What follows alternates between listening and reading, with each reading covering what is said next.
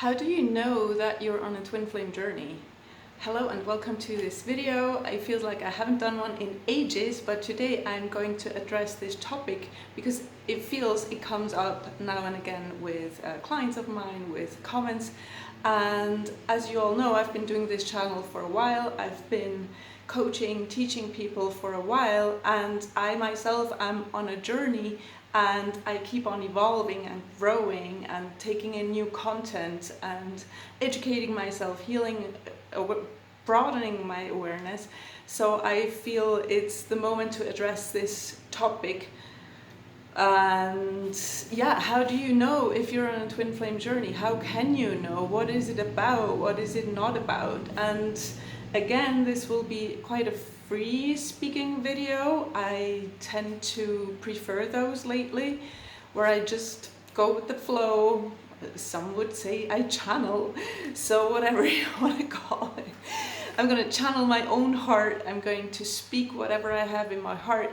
So stay tuned. The topic is how to know if you're on that journey. How do you know it's really, what is a twin flame journey? What is that even? How do you know you're on it?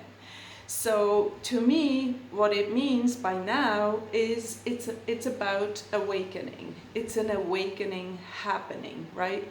Maybe where you're at currently, you think it's about the guy or the girl or whatever the person is that awakened or that triggered that awakening in you, because either they broke up or they treated you badly or whatever it is. By the way, twin flames don't treat you badly. They just show you your blocks and are being a mirror in that sense. Just for those who are about to tell me, oh my gosh, see, it's a narcissist, my twin flame, whatever. So I think you know that you're in a twin flame journey if you, at one point, it doesn't have to be from the get-go, because I know at first you really think it's about the other person. But if at one point you realize that it's about more than that it's about more than how do you get your ex back, basically, or how do you make them love you, like how do you make them love you? Does that make sense? Yes. So at one point you realize that. And it doesn't have to be, as I said, like the first thing you realize when they break up with you, you're like, oh yeah, whatever, break up with me. I know it's about my own awakening anyways. So no, at first you are so conditioned still by the 3D. What that means, that's a very spiritual expression for saying you're conditioned by society, right? If you grew up in this society, you have seen that many Hollywood movies of two people coming together, loving them, like falling in love, maybe separating, maybe going through hardship, then reuniting, whatever it is. Like you grew up with aunts and uncles and your parents asking, when are you going to get married? When are you going to have that baby? When are you going to buy that house? When are you going to have the dogs? Like, girl, what are you waiting for, right? So you might have heard that expressed in words, or it's just implicitly it's there. It's just like, okay, that's what you do in life. You sort of couple up, you do all these things, and then you have it, and then you put a little bow on it. You make it's a cute little package, you put a little bow on it, and then you're set. And then you start opening an account where you can put all the money you're not currently using, you can put it in that account. So when you're 65, you're gonna retire, you're gonna have that money ready, right? So this is like the 3D type of conditioning you went through if you grew up anywhere near Europe, Western society. I guess it's not only limited to that, but so what does awaken mean? What does it mean? It means to sort of start to question all that. Oh my gosh.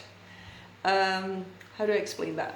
It's not that you question if you deserve love. It's not that you question if you want to be happy. Not that part. But you start to question if the way that's been shown to you and made like as standard path to your happiness, you start to question that.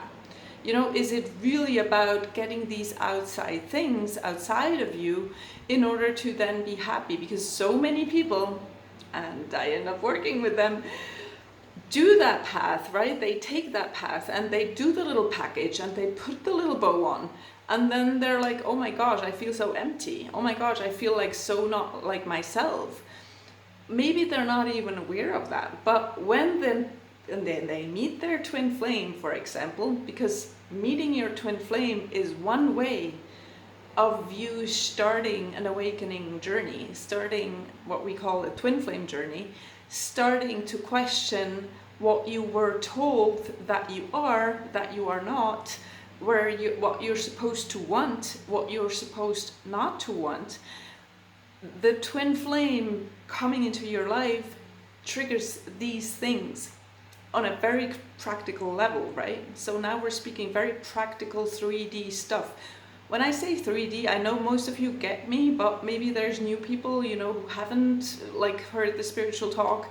And what we mean by that is the material world, right? What we define as material world, like what you can touch, what you can see, the car you have, the dog you have, the wife you have, the whatever, these things, you think it's about that. And then you realize that there's more. And what does it mean for there to be more? It means that you become aware of who you truly are. And that sounds very out there too, I know. But what that truly means is you become aware of oh my god, I feel I'm getting into trouble trying to describe all these things, because I want to break it down to make it sort of simple so everyone understands it, even people who are not spiritual or don't think they are. But at the same time, I want to be precise, right? And I don't want to say stupid stuff, so bear with me, thank you.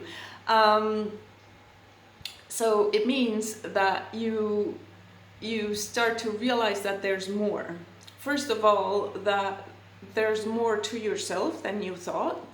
You're not what you grew up thinking you were by how you defined yourself through the eyes of others, mostly, right? Your parents looking at you, your sibling looking at you, your teachers, whatever it is, everyone who influenced you in any shape or form, they left an imprint on you of going, hey, you are that, you are this, you are, and you took that on because until 8 years old, we were practically a sponge, right? Not knowing who we are, what we are. We know it inside, we know it on a soul level, but like on a societal level, we take in all the what is it called? All the things around us. And from there, we make our own identity of that. And that identity can be very false, very fake, very unreal, very ego-based, very portrayed by other people onto you, projected onto you, and you take it on. So what it means to awaken is also like on many levels, but on one level is you becoming aware that you are not these things. You're maybe not the lawyer that all people in your family were lawyers, so you went with it, you became a lawyer, you're like, I hate what I do, but that's just what we do, you know? So you become aware of that, for example. You become aware that you're not, I don't know, a procrastinator. Even though people have said that all your life, you're procrastinating, or you're this, you're that, you're super loyal, you're this, and you're like, okay, that's who I am. All of a sudden it's like, really? Like, who said that's who I am? You know, maybe not. So you're becoming aware of that. Then you also become aware of what love is and what love isn't.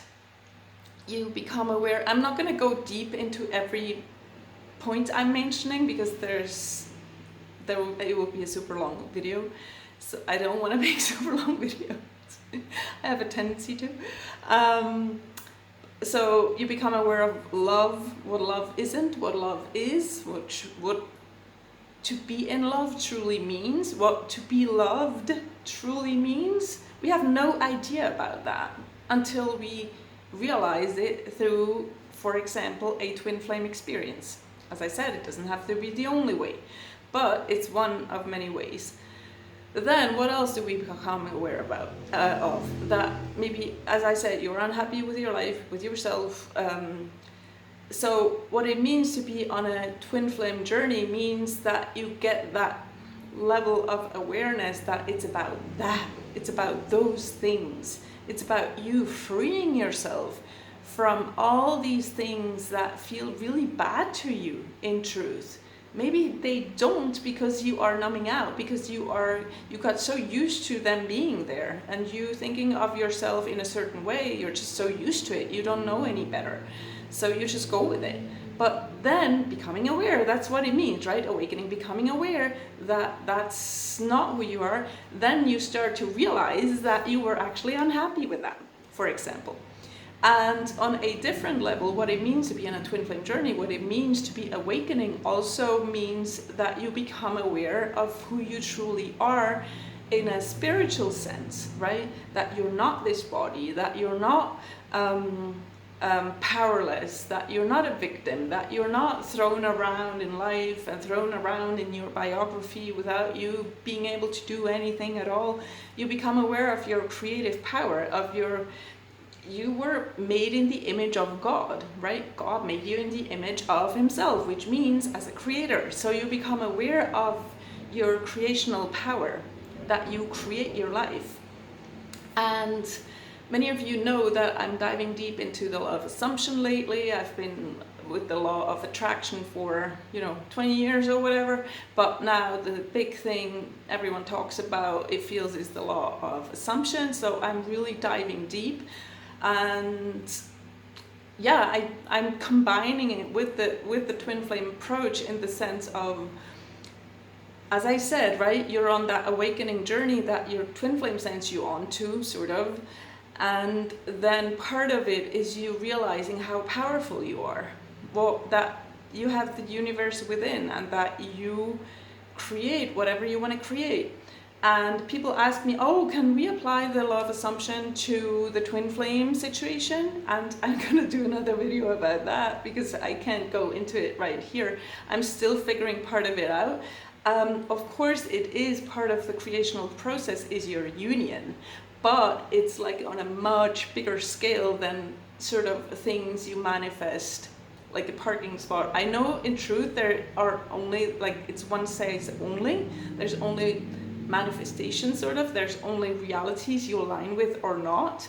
But since the twin flame is such a deep transformational journey you're on, that in my view, my point of view, can last a lifetime. Like, that's basically your purpose in this life. You came here to overcome conditional love and to move into unconditional love, and that's not done overnight.